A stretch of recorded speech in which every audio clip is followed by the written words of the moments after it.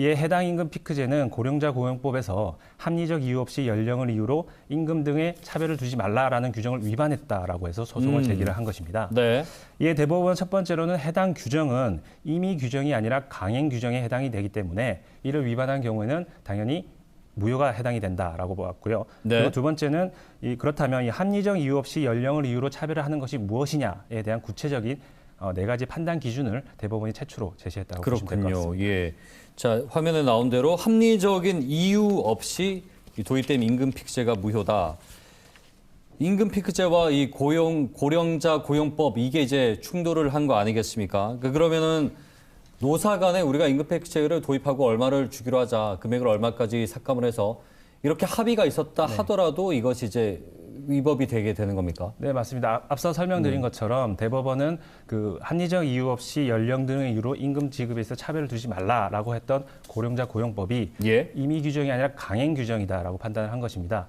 따라서 아무리 적법한 절차를 거쳤더라도 혹은 노사가 합의를 했다라고 할지라도 해당 규정을 위반하면 모두 무효가 된다라고 보시면 될 것 같습니다. 그렇군요. 노사 간에 우리는 괜찮다라고 얘기해도 그렇습니다. 법에서 그걸 허용하지 않겠다 이런 얘기잖아요. 네, 맞습니다. 근데 이제 앞서 잠깐 얘기한 대로 합리적 이유, 연령 차별의 합리적 이유가 이제 어떻게 적용이 될 수 있느냐 여부거든요. 근데 아까 이제 몇 가지 그 제시를 했다고 했잖아요. 근거들을. 네.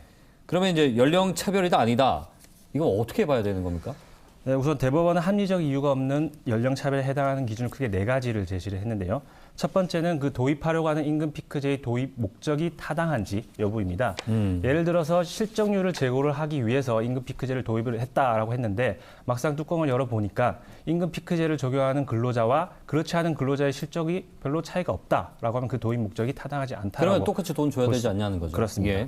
그리고 두 번째로는 임금 피크제 적용을 대상하는 근로자들한테 얼마나 불이익이 있느냐 여부입니다. 예를 예. 들어서 임금을 삭감을 하는데 그 삭감하는 기간이 어느 정도인지 그리고 그 삭감률이 어느 정도인지를 보고 네. 이게 근로자한테 불이익이 어느 정도가 되는지를 판단해야 된다는 것이고요.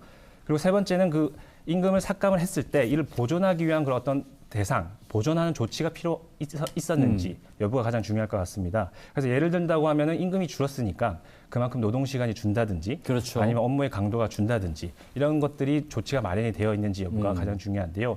이와 관련해서 근본 대법원이 무효로 판단했던 사례 가운데 회사는 명예퇴직 제도를 두고 있기 때문에 이것도 일종의 보존 조치가 아니냐라고 주장을 했는데 대법원은 이를 배척을 했습니다. 예. 명예퇴직 제도는 근로자를 퇴직을 장려하기 위한 제도지 일을 제대로 하기 위한. 그렇습니다. 그래서 임금을 삭감을 해서 이걸 보존하기 위한 조치가 아니다라고 예. 본 것이고요.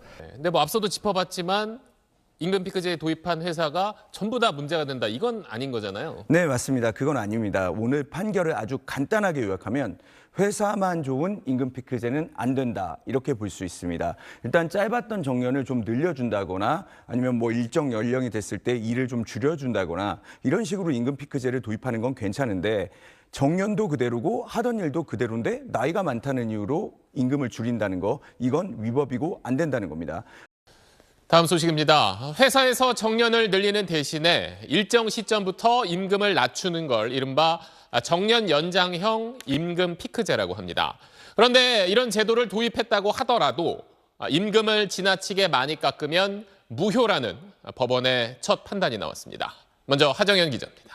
1심 법원은 근무기간이 2년 늘었는데도 임금 피크제 적용에 따른 임금 삭감 폭이 지나치게 크다며 근로자들 손을 들어줬습니다.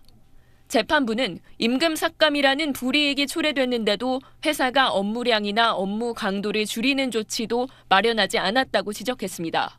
40%, 50% 삭감한다든지 그러면서 이제 그에 따라서 뭐 근로시간을 단축해 준다든지 결국 뭐 동일한 업무 시키면서 연령 차별일 수밖에 없는 거죠.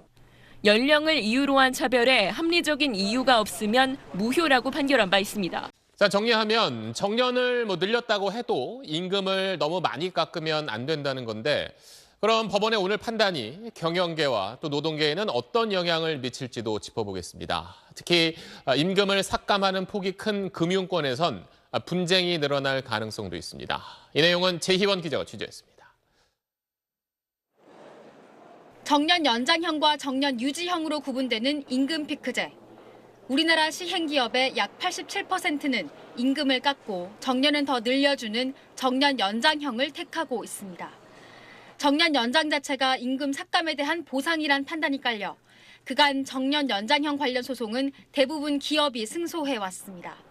하지만 이번 판결은 적절한 삭감 폭과 불이익에 상응하는 조치를 판단의 기준으로 삼으면서 향후 노사 간 협상에 영향을 미칠 것으로 전망됩니다. 특히 급여 삭감 폭이 큰 금융권에서 논란이 커질 걸로 보입니다.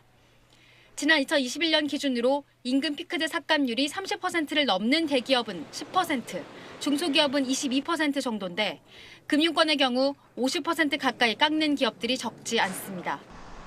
지난해 대법원이 연령만을 이유로 임금을 삭감하는 건 무효라고 판결하자 금융노조는 임금 피크제 폐지를 주장하고 있습니다. 네, 다음 소식입니다. 대법원이 단순히 나이에 따라서 임금을 깎는 현행 임금 피크제는 무효라고 판단했습니다. 임금을 깎으려면 업무를 줄이고 줄인 임금은 신규 채용과 같이 목적에 맞게 써야 한다며 임금 피크제의 정당성을 확보할 수 있는 판단 기준도 제시했습니다. 한소희 기자입니다. 즉 합리적 이유 없이 연령을 이유로 차별하면 안 된다는 조항을 어겨 무효라는 겁니다. 대법원은 합법적인 임금 피크제 판단 기준도 처음으로 제시했습니다. 도입 목적이 정당했는지, 임금이 삭감된 만큼 업무량과 강도도 줄었는지, 그렇게 줄인 임금을 신규 고용 창출 같은 목적에 맞게 사용했는지 등을 따져 합리적인 선에서 임금이 조정됐다면 합법으로 보겠다는 취지입니다. 근데 이 임금 피크제를 도입할 당시에는 노동조합이랑 이걸 합의를 다 했던 거였잖아요. 네. 그런데 이번에는 이런 판결이 나오게 된 배경이 뭘까요? 네, 일단 고령자 고용법상 연령차별 금지라는 규정이 있어요. 근데 네. 그 규정 자체는 강행 규정이라고 합니다. 그래서 강행 규정이라고 하는 것은 아무리 근로자와 사용자가 적법한 절차에 따라서 취업규칙이나 근로계약에서 이런 뭐 임금 피크제에 대해서 동의를 하였다 하더라도 네. 이거는 강행 규정을 위반했기 때문에 무조건 무효다라고 보는 것입니다. 그렇군요. 자, 합리적인 이유가 아니라고 했습니다. 그렇다면 합리적인 이유라면 어떤 예가 있겠습니까? 네, 일단 그 대법원에서 제시한 합리적인 그 기준 이것은 좀 살펴봐야 될 것 같은데요. 첫째로 임금 피크제의 도입의 목적의 그 정당성 그리고 필요성 그리고 실질적으로 임금을 삭감하는 폭이나 그 기간 그리고 임금 삭감에 준하는 업무량이 줄었는지 실제로 업무량이 줄었는지 굉장히 중요하죠. 그러네요. 그 강도가 또 저감됐는지 업무량도 안 줄었는데 나이만 먹었다고 해서 월급을 깎는 것은 말이 안 된다. 그렇죠. 그렇다면 정년 유지형 임금 피크제는 죄다 합리적 이유가 없는 연령 차별이냐, 그래서 무효냐 이런 의문이 듭니다.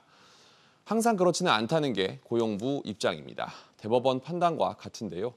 임금 피크제 도입 목적이 타당한지와 근로자가 입는 불이익의 정도를 봐야 하고 또 임금이 깎이는 만큼 업무 양과 강도가 줄었는지 또 줄어든 폭이 적정한지 등도 따져야 한다는 겁니다. 도입 취지는 좋다 하더라도 노동자 개인이 감당해야 할 불이익이 과도해서는 안 된다는 겁니다. 임금 피크제를 이유로 갑작스럽게 특정 연령대 임금을 일시에 그것도 대폭 떨어뜨리는 경우를 불이익으로 보는 겁니다. 그리고 과도한 불이익도 문제지만 이 불이익에 대한 보상이 적절했는가 이것도 관건입니다. 업무량이나 내용은 그대로인데 갑자기 급여만 준다. 네, 당연히 부당하다고 느낄 수밖에 없겠죠. 아니 그렇다면 이 55세라는 기준을 그냥 기계적으로 설정을 해서 이런 임금에 있어서 차등을 두는 게 정당한가? 법원이 정당하지 않다고 본 겁니다. 대법원이. 그리고 두 번째로는 실질적인 임금 삭감 그 폭이나 기간 적정한지 임금이 상당히 많이 떨어지게 된다면 이 부분도 정당하지 않다라고 법원이 판단할 수 있는 그런 근거가 되는 것입니다. 또 하나는 여러 기업에서 이런 말씀들 많이 하고 계십니다. 실제로 내가 임금 피크제의 대상이 됐다. 그래서 급여가 떨어졌다. 아니 그럼 최소한 일을 절하든지 아니면 출퇴근을 좀 유동적으로 하든지 출근을 늦게 하고 퇴근을 일찍 하든지 노동 시간이나 노동 강도에 있어서는 내가 좀 저감되는 혜택을 누려야 되는 거 아니냐. 왜 임금은 깎이면서 실제로 이 반대급부로 얻는 혜택은 전혀 없냐. 이 회사 같은 경우에도 마찬가지였던 겁니다. 이런 부분과 관련해서 대법원이 이 실질적인 임금은 삭감을 하고 왜냐하면 또 임금이 삭감이 되면 근로자로서는 이 통상임금을 베이스로 퇴직금을 받게 되기 때문에 여러 이 맞물리는 점에 있어서는 금전적으로 상당한 손해를 보게 됩니다. 예. 그렇기 때문에 이런 어떤 혜택을 주지 않고 임금만 깎는 거는 전혀 허용될 수 없다. 이거는 합리적 이유가 없는 임금 피크제다라고 본 부분이 있고요. 예. 취지 어떻게 보면 좀 단순합니다. 그 정년에 가까워질 만큼 나이가 들었다 하더라도 일한 만큼 돈을 줘야 된다. 이제 이 원칙이 반영돼 있는 거잖아요. 네. 자, 이 임금 피크제를 보면 사실 노사 합의로 이제 시행하고 있는 것도 많고 그 얘기는 결국 노동자의 동의를 얻었다는 얘기가 되는데. 네, 그렇습니다. 이번 경우에도 노사 합의가 있었는데요. 네. 노사가 합의를 했지만 그래도 무효라는 것이 이번 판결 내용입니다. 이 강행 규정이라고 해서 합의를 했더라도 나이가 많다는 이유만으로는 월급을 깎아서는 안 된다는 것이 대법원 판결입니다. 그래서 연령 차별이다 이렇게 이제 표현이 되는 네. 거군요. KB국민은행 노조가 임금 피크제 무효 소송에 나섰습니다. 합리적 이유 없이 임금을 깎는 임금 피크제는 무효라는 대법원 판결 이후 은행권에서 나온 첫 소송입니다. 최나리 기자의 보도입니다. 즉각 폐기하라. 국민은행 노조원 40명은 법원에 회사를 상대로 임금 피크제로 깎인 임금을 지급하라는 취지의 소송을 제기했습니다. 국민은행은 2008년부터 임금 피크제를 도입했습니다. 노사가 임금 피크 직원의 업무량을 줄이기 위해 직무를 관리 또는 관리 담당 등 후선 업무에 국한하기로 합의했습니다. 하지만 노조는 현재 임금 피크제 직원 343명 중 약 40%에 달하는 133명이 현업 업무를 그대로 하고 있다고 주장했습니다. 현직을 부여하고 있는 직원들에 대해서 업무량 저감이나 후선 업무를 배치해달라 이런 요구들을 하고 있었는데요. 5월 달에 대법원에서 합리적인 이유 없이 연령만을 가지고 차별하는 것은 유법이다 이런 판결이 나오면서 지난 5월 대법원은 근로시간 감소처럼 불이익에 상응하는 적절한 조치 등 4가지 요건을 충족하지 않는 임금 피크제는 무효라고 판결했습니다. 벌 받고 있는데 똑같은 일을 한다. 이거 합당한 주장은 아닌 것 같아요. 정년제도라든지 호봉제도라는 거 시스템이 원래 생산성하고는 상관없이 나이 들었을 때까지 열심히 일하도록 유인책으로 만들어진 제도이기 때문에 대법원은 합리적인 이유가 없는 임금 피크제만을 무효로 보고 있으면서 합리적 판단의 기준을 4가지로 제시하고 있습니다. 첫째, 임금 피크제의 도입이 타당한가? 두 번째, 노동자들이 얼마나 불이익을 받는가? 세 번째, 임금을 깎는 대신 무엇을 제공했는가? 네 번째, 남은 임금으로 원래 목적에 맞게 썼는가? 이렇게 4가지를 제시하고 있습니다. 네. 결론적으로 말씀을 드리자면 임금 피크제가 문제되는 경우에 위 4가지 기준을 검토해보고 여기에 합당하지 않다면 그 임금 피크제는 무효라는 것입니다. 그러면은 그 사안에서는 적은 임금을 받고도 기존과 이제 동일한 노동을 했던 합리적인 이유 없이 이제 나이만을 기준으로 임금이 좀 삭감됐다 차별이라고 본 거고 이 합리적인 말씀하신 4가지 기준을 따져봤을 때 임금 피크제가 또 유효한 경우도 있다라는 말씀이신데 예. 회사마다 케이스 바이 케이스로 사정이 다 다르겠죠. 예. 그런데 대부분 회사들이 이제 임금 피크제를 단순히 좀 경영 악화, 또 인건비에 대한 부담으로 인해서 임금 삭감 효과만 좀 노리는 이런 목적으로 이제 둘 수 있다 이런 우려가 있잖아요. 네, 그래서 이 대법원 판결이 어떠한 반대 급부를 제시하지 않고 단순히 기존의 정년을 연장해주는 등의 조치를 취하지 않고 단순하게 임금만 삭감한 경우를 무효라고 본 거죠. 그러니까는 방금 사회자분께서 우려하신 그런 부분에 대해서 제동을 걸었다 이렇게는 해석을 할 수 있을 것 같습니다. 예. 또 임금을 줄이던 대신에 업무량이나 업무 강도를 줄여둔다든지 아니면 다른 경제적 손해를 보상해 주는 등의 조치가 없었습니다. 그래서 합리적인 이유가 없다고 판시를 했고요. 본 판결을 보고 정년 연장을 하는 경우에는 무조건 임금 피크제가 유효하고 단순히 정년 보장만 해주는 경우에는 이리적으로 임금 피크제가 무효다. 이렇게 말씀드리기는 조금 힘들지만 예. 대체적인 판례의 취지를 봤을 때 단순한 보상 조치 없는 정년 보장 행위의 경우에는 합리적인 이유가 없다고 볼 확률이 높겠죠. 예. 자, 이제 잘 따져봐야 되고 어쩌면 임금 피크제에서 나올 수 있는 우려에 대해서 법원이 좀 더 섬세한 그 합리적인 이유를 요구하면서 판단을 해줬다 이렇게 볼 수 있을 텐데. 자, 마지막으로 임금 피크 관련해서 이번 대법원 판결의 의미를 또 법 전문가로서 간단하게 저희가 듣고 이 시간 정리하겠습니다.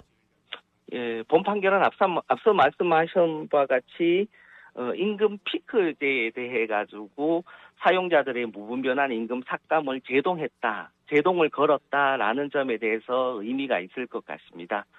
단 이 판결을 기점으로 해서 노조에는 임금 피크제를 폐지하려고 할 것이고 그 과정에서 단체 협상이 조금 어려워지겠죠.